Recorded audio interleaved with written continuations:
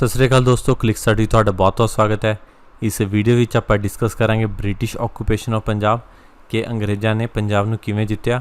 ये अपना Punjab GK series 11वां lecture है। जिवें कि आपां पिछले लैक्चर विच डिस्कस करिया सी महाराजा रणजीत सिंह बारे, तो इस विच डिस्कस करांगे एंग्लो सिख वार्स कि किहड़ियां लड़ाइयां होईयां ब्रिटिशर्स दियां सिखां नाल। जे तुहानूं इस लैक्चर की PDF चाहिए है तो साडे टैलीग्राम चैनल पर जा सकते हो। जे तुहानूं कोई भी डाउट है तो सानूं इंस्टाग्राम पर मैसेज कर सकते हो।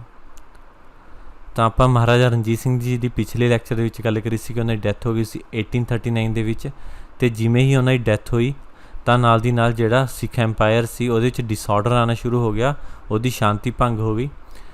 सब तो पहला उन्हां दे जिहड़ा सब तो वड्डा पुत्र सी खड़क सिंह, उसनूं पंजाब दा राजा बनाया गया, but was removed from power within a few months.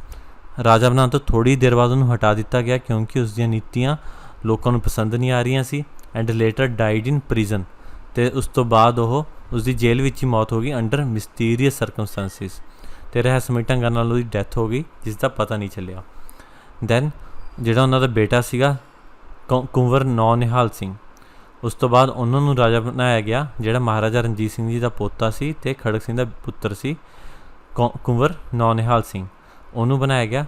तो कुछ ही महीनों में उसकी भी डैथ हो गई क्योंकि वो तो लाहौर फोर्ट का दरवाज़ा गिर गया जदों वो आपदे पिता खड़क सिंह की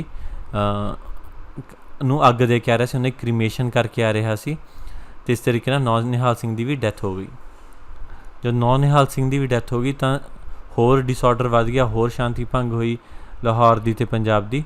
तो उत्थे दो धिरां दे विच रौला हो गया, एक सी डोगरास ਜਿਹੜੇ महाराजे दे राजा रणजीत सिंह दे खास सी, ते दूसरे सी ਸਿੰਧੇ ਵਾਲੀਆਸ ਜਿਹੜੀ ਆਪਾਂ ਗੱਲ ਕਰੀ ਸੀ ਪਿਛਲੀ ਵੀਡੀਓ ਦੇ ਵਿੱਚ ਕਿ महाराजा रणजीत सिंह ਦੀ ਕਲੈਨ ਸੀ ਸਿੰਧੇ ਵਾਲੀਆ, ਤੇ ਮਤਲਬ ਉਸਦੇ ਉਹਨਾਂ ਦੇ ਕਜ਼ਨ ਸੀ महाराजा रणजीत सिंह ਦੇ ਸਿੰਧੇ ਵਾਲੀਆਸ। ਤੇ ਇਹਨਾਂ ਦੋਹਾਂ ਦੇ ਵਿੱਚ ਇੱਕ ਟਸਲ ਸੀ ਕਿ ਕਿੰਨਾ ਦਾ ਫੇਵਰੇਬਲ ਪਰਸਨ ਗੱਦੀ ਉੱਤੇ ਬੈਠੂਗਾ। ਤਾਂ ਡੋਗਰਾਸ ਨੇ ਸਕਸੀਡ ਹੋਏ ਤੇ ਉਹਨਾਂ ਨੇ महाराजा रणजीत सिंह ਦਾ ਦੂਜਾ ਜਿਹੜਾ ਵੱਡਾ ਪੁੱਤਰ ਸੀ ਸ਼ੇਰ ਸਿੰਘ, ਉਹਨੂੰ ਗੱਦੀ ਤੇ ਬਿਠਾ ਦਿੱਤਾ ਟੂ ਦੀ ਥਰੋਨ ਇਨ ਜਨਵਰੀ 1841 1841 ਦੇ ਵਿੱਚ ਸ਼ੇਰ ਸਿੰਘ ਨੂੰ ਪੰਜਾਬ ਦਾ ਮਹਾਰਾਜਾ ਬਣਾ ਦਿੱਤਾ ਗਿਆ। ਮਹਾਰਾਜਾ ਸ਼ੇਰ ਸਿੰਘ ਵਾਜ਼ unable to meet the pay demands of army. ਤਾਂ ਜਿਹੜੀ ਮਹਾਰਾਜਾ ਰਣਜੀਤ ਸਿੰਘ ਦੀ ਬਹੁਤ ਵੱਡੀ ਆਰਮੀ ਸੀ, ਉਹਨਾਂ ਦੀ ਪੇ ਦੀਆਂ ਡਿਮਾਂਡਸ ਨੂੰ ਪੂਰਾ ਨਹੀਂ ਕਰ ਪਾ ਰਹੇ ਸੀ ਮਹਾਰਾਜਾ ਸ਼ੇਰ ਸਿੰਘ। ਸਤੰਬਰ 1843 ਤੱਕ ਉਹਦਾ ਰਾਜ ਰਿਹਾ ਤੇ 1843 ਦੇ ਵਿੱਚ ਉਹਦੇ ਇੱਕ ਆਰਮੀ ਦਾ ਆਫੀਸਰ ਸੀ ਅਜੀਤ ਸਿੰਘ ਸਿੰਧੇਵਾਲੀਆ, ਜਿਹੜਾ ਇਹਨਾਂ ਦਾ ਕਜ਼ਨ ਸੀ। ਸਿੰਧੇਵਾਲੀਆ ਨੇ ਜਿਹੜੇ ਉਹ ਸ਼ੁਕਰ ਚੱਕੀਆ ਮਿਸਲ ਦੇ ਕਜ਼ਨ ਸੀਗੇ ਸਾਰੇ, ਅਤੇ ਉਹਨੇ ਇੱਕ ਗਨ ਨੂੰ ਟੈਸਟ ਕਰਦੇ ਸ਼ੇਰ ਸਿੰਘ ਨੂੰ ਮਾਰ ਦਿੱਤਾ।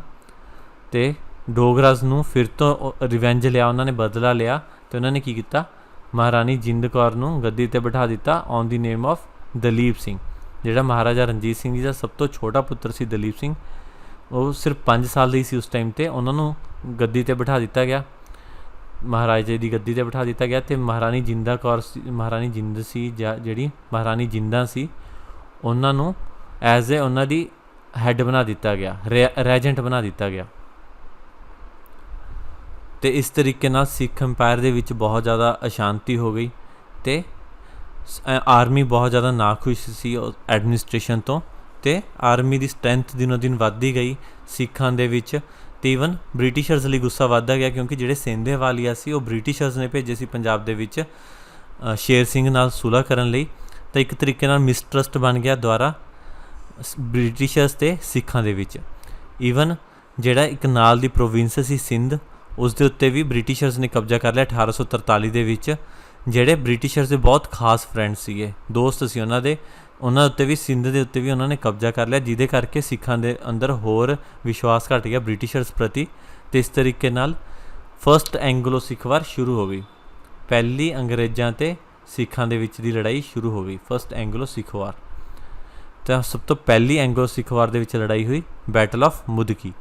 ਤਾਂ ਬੈਟਲ ਆਫ ਮੁਦਕੀ ਇਹ ਸਿੱਖ ਸਤਲੁਜ ਟੱਪੇ ਅਤੇ ਅੰਗਰੇਜ਼ਾਂ ਉੱਤੇ ਅਟੈਕ ਕਰਨ ਲਈ ਸਭ ਤੋਂ ਪਹਿਲੀ ਲੜਾਈ ਕਰੀ, that is battle of Mudki.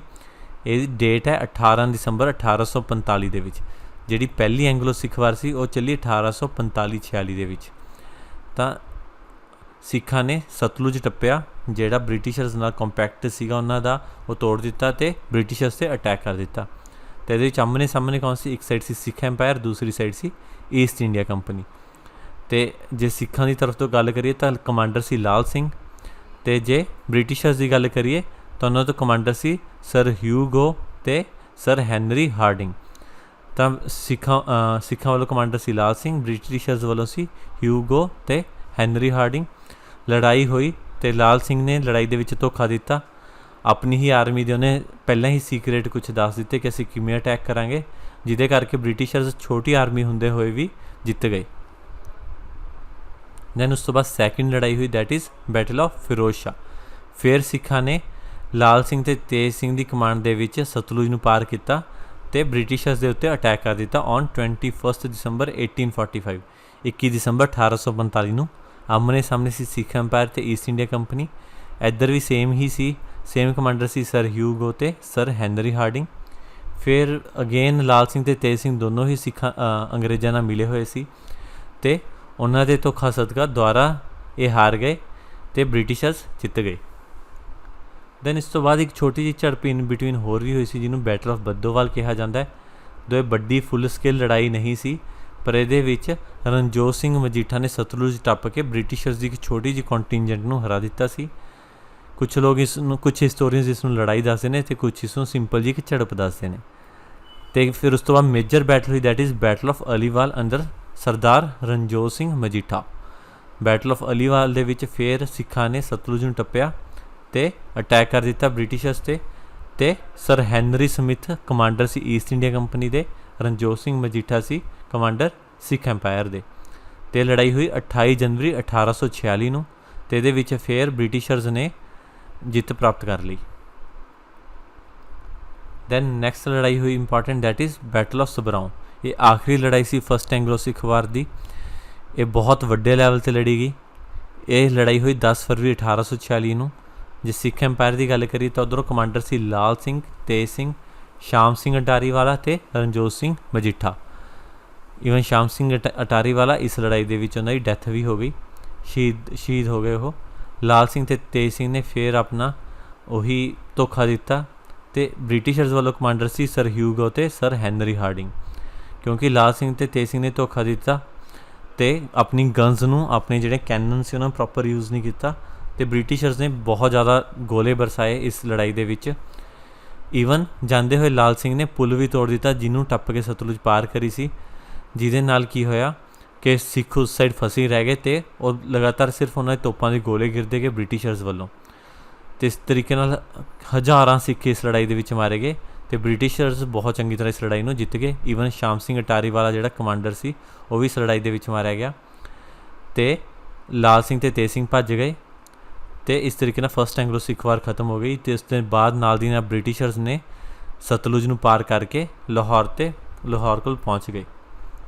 ਅਤੇ ਜਦੋਂ ਲਾਹੌਰ ਕੋਲ ਪਹੁੰਚ ਗਏ ਤਾਂ ਸਿੱਖ ਐम्पायर ਨੂੰ ਸਰੈਂਡਰ ਕਰਨਾ ਪਿਆ। ਅਤੇ ਇਸ ਤਰੀਕੇ ਨਾਲ ਸਭ ਤੋਂ ਪਹਿਲੀ ਟਰੀਟੀ ਹੋਈ, that is treaty of Lahore on 9 March 1846। 1846 ਦੇ ਵਿੱਚ 9 ਮਾਰਚ ਨੂੰ ਟਰੀਟੀ ਆਫ ਲਾਹੌਰ ਹੋਈ। ਉਸ ਤੋਂ ਇਲਾਵਾ ਦੋ ਛੋਟੀਆਂ ਟਰੀਟੀਆਂ ਹੋਰ ਵੀ ਹੋਈਆਂ, ਟਰੀਟੀ ਆਫ ਲਾਹੌਰ 2, ਟਰੀਟੀ ਆਫ ਅੰਮ੍ਰਿਤਸਰ। ਤਾਂ ਕੁਛ ਜ਼ਿਆਦਾ ਇੰਪੋਰਟੈਂਟ ਨਹੀਂ, ਮੇਨ ਟਰੀਟੀ ਸਭ ਤੋਂ ਵੱਡੀ ਟਰੀਟੀ ਇਹੀ ਸੀ, treaty of Lahore on 9 March 1846 between the Britishers and the Sikh empire. ਤਾਂ ਸਿੱਖ ਐम्पायर ਵੱਲੋਂ ਮਹਾਰਾਜਾ ਦਲੀਪ ਸਿੰਘ ਨੂੰ ਅੱਗੇ ਕੀਤਾ ਗਿਆ ਅਤੇ ਬ੍ਰਿਟਿਸ਼ਰਸ ਵੱਲੋਂ ਆਏ ਉਹਨਾਂ ਦੇ governor general sir Henry Hardinge. ਤਾਂ ਇਹਨਾਂ ਦੇ ਵਿੱਚ ਇੱਕ ਟਰੀਟੀ ਹੋਈ। ਮਹਾਰਾਜਾ ਦਲੀਪ ਸਿੰਘ ਉਸ ਟਾਈਮ ਸਿਰਫ 7 ਸਾਲ ਦੀ ਸੀ ਜਦੋਂ ਇਹ ਟਰੀਟੀ ਹੋਈ। ਤਾਂ ਇੱਕ ਫੋਟੋ ਹੈ ਇਹ ਜਿਹੜੀ ਉਸ ਟਾਈਮ ਦੀ ਟਰੀਟੀ ਦੀ ਹੈ। ਦੈਨ ਟਰੀਟੀ ਆਫ ਲਾਹੌਰ ਦੇ ਵਿੱਚ ਟਰਮਸ ਕੀ ਸੀਗੀਆਂ, ਜਿਹੜੀਆਂ ਸਿੱਖ ਆਰਮੀ ਸੀ ਉਹਦੇ ਉੱਤੇ ਕੰਟਰੋਲ ਲਗਾ ਦਿੱਤੇ ਗਏ। ਸਿੱਖ ਆਰਮੀ ਨੂੰ ਟੋਟਲੀ ਖ਼ਤਮ ਨਹੀਂ ਕੀਤਾ ਗਿਆ, ਬਸ ਉਹਦੇ ਉੱਤੇ ਕੰਟਰੋਲ ਲਗਾ ਦਿੱਤੇ ਗਏ ਕਿ ਉਹਨਾਂ ਦੀ ਸਾਈਜ਼ ਬਹੁਤ ਥੋੜ੍ਹਾ ਰੱਖਣਾ ਪੈਣਾ ਉਹਨਾਂ ਨੂੰ ਉਹਨਾਂ ਦੀ 36 ਗਨਸ ਕੌਨਫਿਸਕੇਟ ਕਰ ਲਈਆਂ ਗਈਆਂ। 36 ਗਨਸ ਬ੍ਰਿਟਿਸ਼ਰਸ ਨੇ ਆਪਣੇ ਅੰਡਰ ਲੈ ਲਈਆਂ। ਸਤਲੁਜ ਅਤੇ ਬਿਆਸ ਦੇ ਵਿੱਚ ਦਾ ਜਿਹੜਾ ਜਲੰਧਰ ਦੁਆਬ ਦਾ ਏਰੀਆ ਹੈ ਉਹ ਸਾਰੇ ਉੱਤੇ ਬ੍ਰਿਟਿਸ਼ਰਸ ਨੇ ਕਬਜ਼ਾ ਕਰ ਲਿਆ। ਜਿੰਨੇ ਵੀ ਉੱਥੇ ਫੋਰਟ ਸੀਗੇ ਸਿੱਖਾਂ ਦੇ ਉਹਨਾਂ ਉੱਤੇ ਬ੍ਰਿਟਿਸ਼ਰਸ ਦਾ ਕਬਜ਼ਾ ਹੋ ਗਿਆ ਅਤੇ ਉਹਨਾਂ ਨਾਲ ਇੱਕ ਪ੍ਰੋਵਾਈਸੋ ਦਿੱਤਾ ਗਿਆ ਕਿ not to interfere with the passage of passenger boats. ਪਰ ਜਿਹੜੀਆਂ ਪੈਸੰਜਰ ਬੋਟਸ ਨੇ ਸਿੱਖਾਂ ਦੀਆਂ ਸਤਲੁਜ ਦੇ ਬਿਆਸ ਦੇ ਵਿੱਚ, ਉਹਨਾਂ ਨੂੰ ਜਿਹੜੀਆਂ ਲਾਹੌਰ ਗੌਰਮੈਂਟ ਦੀਆਂ ਆਪਦੀਆਂ ਬੋਰਡਸ ਨੇ ਉਹਨਾਂ ਨਾਲ ਸਿੱਖ ਅੰਪਾਇਰ ਕੋਈ ਵੀ ਇੰਟਰਫੇਰੈਂਸ ਨਹੀਂ ਕਰੇਗੀ। ਅਤੇ ਈਵਨ ਜਿਹੜਾ ਕਸ਼ਮੀਰ ਸੀ ਉਹ ਸਿੱਖ ਅੰਪਾਇਰ ਵਿੱਚੋਂ ਹਟਾ ਦਿੱਤਾ ਗਿਆ ਅਤੇ ਦੇ ਦਿੱਤਾ ਗਿਆ ਗੁਲਾਬ ਸਿੰਘ ਨੂੰ, ਜਿਹੜਾ ਉਸ ਟਾਈਮ ਜੰਮੂ ਦਾ ਰਾਜਾ ਸੀ। ਉਹਨੂੰ ਕੁਝ 75 ਲੱਖ ਰੁਪਏ ਦੇ ਵੱਟੇ ਇਹ ਦੇ ਦਿੱਤਾ ਗਿਆ ਅਤੇ 75 ਲੱਖ ਰੁਪਇਆ ਬ੍ਰਿਟਿਸ਼ਰਸ ਨੇ ਜਿਹੜੀ 1.5 ਕਰੋੜ ਰੁਪਇਆ ਮੰਗਿਆ ਸੀ ਬ੍ਰਿਟਿਸ਼ ਸਿੱਖਾਂ ਤੋਂ ਉਹਨਾਂ ਦੇ ਲੜਾਈ ਦਾ ਹਰਜਾਨਾ, ਉਹਦੇ ਵਿੱਚ ਇਹਨੂੰ ਕਵਰ ਕਰ ਦਿੱਤਾ ਗਿਆ। ਤਾਂ ਇਸ ਤਰੀਕੇ ਨਾਲ ਫਸਟ ਐਂਗਲੋ ਸਿੱਖ ਵਾਰ ਖਤਮ ਹੋ ਗਈ। ਹੁਣ ਉਸ ਤੋਂ ਬਾਅਦ ਗੱਲ ਕਰਦੇ ਹਾਂ ਆਪਾਂ ਸੈਕਿੰਡ ਐਂਗਲੋ ਸਿੱਖ ਵਾਰ ਦੀ, ਜਿਹੜੀ 1848 ਅਤੇ 49 ਦੇ ਵਿੱਚ ਲੜੀ ਗਈ। ਹੁਣ ਇਹ ਕਿਉਂ ਲੜੀ ਗਈ? ਜਿਹੜੀ ਪਹਿਲੀ ਐਂਗਲੋ ਸਿੱਖ ਵਾਰ ਸੀ ਜਿਹੜੀ 1846 ਵਿੱਚ ਖਤਮ ਹੋਈ ਸੀ, ਤਾਂ ਉਸ ਦੇ ਵਿੱਚ ਜਿਹੜੀਆਂ ਟਰੀਟੀ ਸੀ ਉਸ ਦੇ ਮੁਤਾਬਿਕ ਮਹਾਰਾਜਾ ਦਲੀਪ ਸਿੰਘ ਨੂੰ ਹਲੇ ਵੀ ਰਾਜਾ ਮੰਨਿਆ ਗਿਆ ਸੀ ਸਿੱਖ ਐਮਪਾਇਰ ਦਾ, ਅਤੇ ਪਰ ਉੱਥੇ ਇੱਕ ਬ੍ਰਿਟਿਸ਼ ਰੈਜ਼ੀਡੈਂਟ ਬਿਠਾ ਦਿੱਤਾ ਗਿਆ ਸੀ ਜਿਹਦਾ ਨਾਮ ਸੀ sir Henry Lawrence. Henry Lawrence ਨੂੰ ਉੱਥੇ ਐਜ਼ ਅ ਬ੍ਰਿਟਿਸ਼ ਰੈਜ਼ੀਡੈਂਟ ਬਿਠਾ ਦਿੱਤਾ ਗਿਆ ਕਿ ਉਹ ਜਿਹੜਾ ਸਿੱਖ ਦਰਬਾਰ ਹੈ ਉਹਦੇ ਸਾਰੇ ਫੈਸਲਿਆਂ 'ਤੇ ਧਿਆਨ ਰੱਖੇਗਾ ਅਤੇ ਸਾਰੀ ਪੋਲਿਸੀ ਨੂੰ ਕੰਟਰੋਲ ਕਰੇਗਾ ਦਰਬਾਰ ਦੀ ਨੂੰ। ਜਿਹੜੀ ਦਲੀਪ ਸਿੰਘ ਦੀ ਮਦਰ ਸੀ ਮਹਾਰਾਣੀ ਜਿੰਦ ਕੌਰ, ਉਹਨਾਂ ਨੇ ਟਰਾਈ ਕੀਤੀ ਬਾਰ-ਬਾਰ ਸਿੱਖ ਅੰਪਾਇਰ ਨੂੰ ਆਪਦੇ ਕੰਟਰੋਲ ਦੇ ਵਿੱਚ ਲੈਣ ਦੀ, ਜਿਹਦੇ ਕਰਕੇ ਲਾਰੈਂਸ ਨੇ ਉਹਨਾਂ ਨੂੰ ਦੇਸ਼ ਨਿਕਾਲਾ ਦੇ ਦਿੱਤਾ। ਜਿਹੜਾ ਉੱਥੋਂ ਦਾ ਬ੍ਰਿਟਿਸ਼ ਰੈਜ਼ੀਡੈਂਟ ਸੀ ਜਿਹਦੇ ਹੱਥ ਕਾਫੀ ਪਾਵਰ ਸੀ, ਉਹਨਾਂ ਨੂੰ ਦੇਸ਼ ਨਿਕਾਲਾ ਦੇ ਦਿੱਤਾ ਗਿਆ ਅਤੇ ਉੱਥੋਂ ਦੀ ਪੰਜਾਬ ਦੇ ਵਿੱਚੋਂ ਬਾਹਰ ਭੇਜ ਦਿੱਤਾ ਗਿਆ ਮਹਾਰਾਣੀ ਜਿੰਦਾ ਕੌਰ ਨੂੰ। ਉਸ ਤੋਂ ਇਲਾਵਾ 1848 ਦੇ ਵਿੱਚ ਹੀ ਸਰ ਹੈਨਰੀ ਲਾਰੈਂਸ ਸੀਗੇ ਉਹ ਥੋੜ੍ਹੇ ਬਿਮਾਰ ਹੋ ਗਏ ਅਤੇ ਉਹਨਾਂ ਦੀ ਥਾਂ 'ਤੇ ਸਰ ਫੈਡਰਿਕ ਕਿਊਰੀ ਨੂੰ ਲਗਾਇਆ ਗਿਆ। ਹੈਨਰੀ ਲਾਰੈਂਸ ਕਾਫੀ ਇੰਟੈਲੀਜੈਂਟ ਸੀ, ਉਹਨਾਂ ਨੂੰ ਪੰਜਾਬ ਦਾ ਕਾਫੀ ਹਿਸਾਬ ਸੀ, ਪਰ ਉਹਨਾਂ ਦੀ ਥਾਂ 'ਤੇ ਸਰ ਫੈਡਰਿਕ ਕਿਊਰੀ ਨੂੰ ਲਾ ਦਿੱਤਾ ਗਿਆ, ਜਿਨ੍ਹਾਂ ਨੂੰ ਕੋਈ ਜ਼ਿਆਦਾ ਨੌਲੇਜ ਨਹੀਂ ਸੀ ਪੰਜਾਬ ਬਾਰੇ, ਨਾ ਹੀ ਪੰਜਾਬ ਦੇ ਮਿਲਟਰੀ ਅਫੇਅਰਸ ਬਾਰੇ। ਤਾਂ ਕਰਕੇ ਬਹੁਤ ਸਾਰੇ ਸਿੱਖਾਂ ਨੂੰ ਲੱਗਿਆ ਜਿਹੜੇ ਨਾਰਾਜ਼ ਸੀ, ਕਿਉਂਕਿ ਬਹੁਤ ਸਾਰੇ ਸਿੱਖ ਜਿਹੜੇ ਰਾਜੇ ਸੀ, ਜਿਹੜੇ ਸਰਦਾਰ ਸੀ, ਉਹਨਾਂ ਦੀ ਜ਼ਮੀਨਾਂ ਲੈ ਲਈਆਂ ਗਈਆਂ ਸੀ ਉਹਨਾਂ ਤੋਂ, ਤਾਂ ਕਰਕੇ ਅਤੇ ਉਹਨਾਂ ਦਾ ਬਿਆਸ ਅਤੇ ਸਤਲੁਜ ਦੇ ਵਿੱਚ ਦਾ ਏਰੀਆ ਵੀ ਲੈ ਲਿਆ ਗਿਆ ਸੀ। ਇਸ ਕਰਕੇ ਕਾਫੀ ਨਾਰਾਜ਼ ਸੀ ਉਹ। ਤਾਂ ਕਰਕੇ ਉਹਨਾਂ ਨੂੰ ਲੱਗਿਆ ਕਿ ਇੱਕ ਵਧੀਆ ਮੌਕਾ ਹੈ, ਕਿਉਂਕਿ ਸਰ ਫੈਡਰਿਕ ਕਿਊਰੀ ਨੂੰ ਜ਼ਿਆਦਾ ਨੌਲੇਜ ਨਹੀਂ ਸੀ ਪੰਜਾਬ ਦੀ। ਅਤੇ ਉਸ ਤੋਂ ਇਲਾਵਾ ਜਿਹੜਾ ਪੈਟਰਿਕ ਵੈਂਸ ਐਗਨਿਊ ਸੀ ਉਸਨੂੰ ਭੇਜਿਆ ਗਿਆ ਮੁਲਤਾਨ ਵੱਲ। On 19 April 1848 Patrick Vans Agnew of the civil service and lieutenant William Anderson of the Bombay European regiment.